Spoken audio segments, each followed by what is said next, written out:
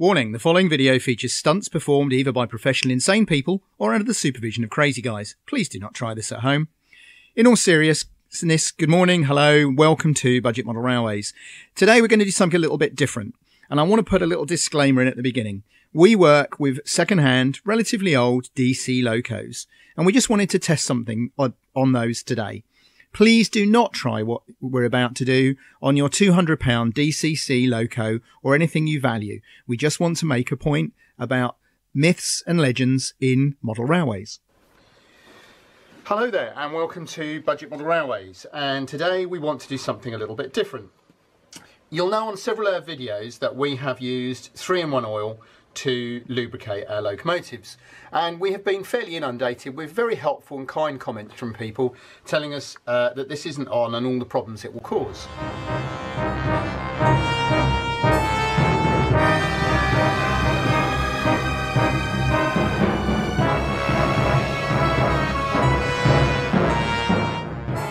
Now, I've thought about this and I've got a few problems with it.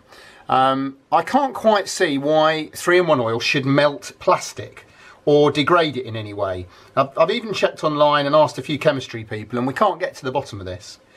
And so it's set me to thinking. And interestingly, one of the comments that I've had made is it's not the oil as such necessarily, but it's the quantity that people use, allegedly.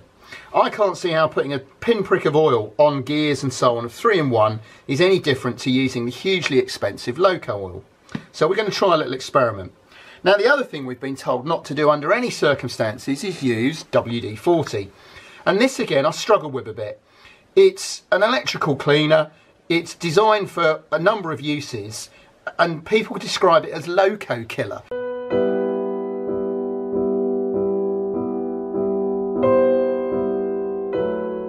And I just can't get my head around that.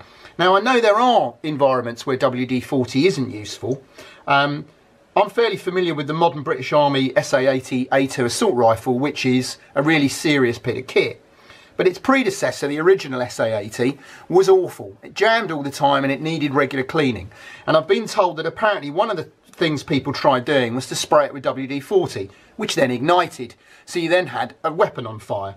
So I accept that in some circumstances this is not suitable, but I really can't see what the problem is with locos.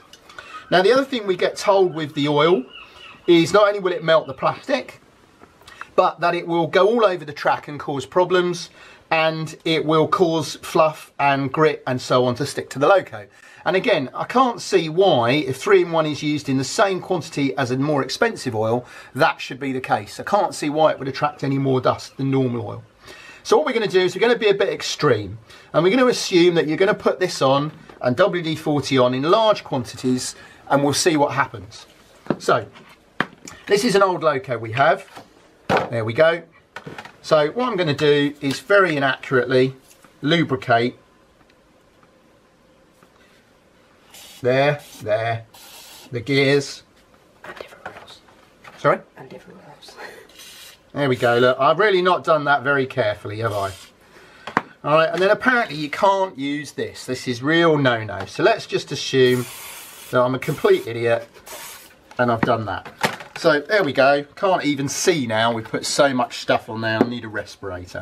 Okay, now what we're told is that, you know, that's how much I put on. I'm going to put that on because of the fumes. See? Doesn't it make me look handsome? Right, now we're also told that it will attract dust and muck. So I don't know how much dust and muck it will pick up just sitting on a shelf or running on your layout, but this is the contents of our Hoover in a nice plastic bag. So let's get the locomotive and drop it in there. There we go. And I think we can say then, fairly comprehensively, that's a bit covered in dust and muck. So let's see what happens now. So I'm just going to clean the worst of it off the wheels, because obviously we need an electrical contact.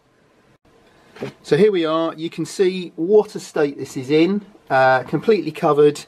If Douglas does a shot down onto the top, that'll give you a better idea.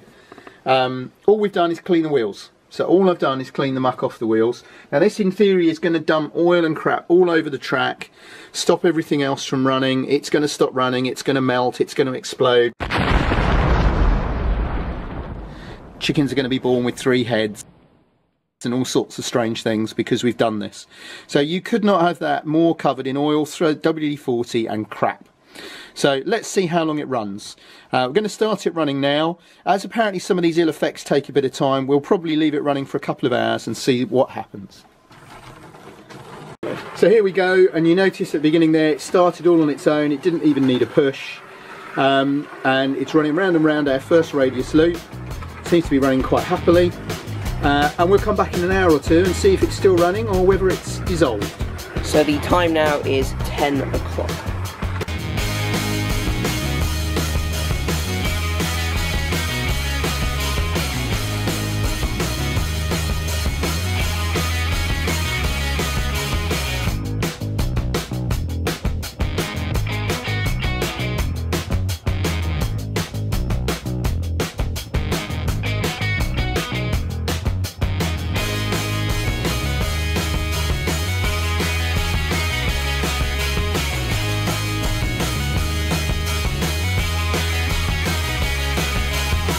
Okay, so I've just come down.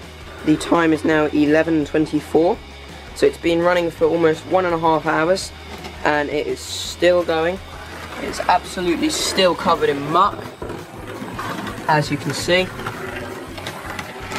And the track looks absolutely fine. It's dumped little bits of muck here and there, but there is barely anything that's going to stop any other locos.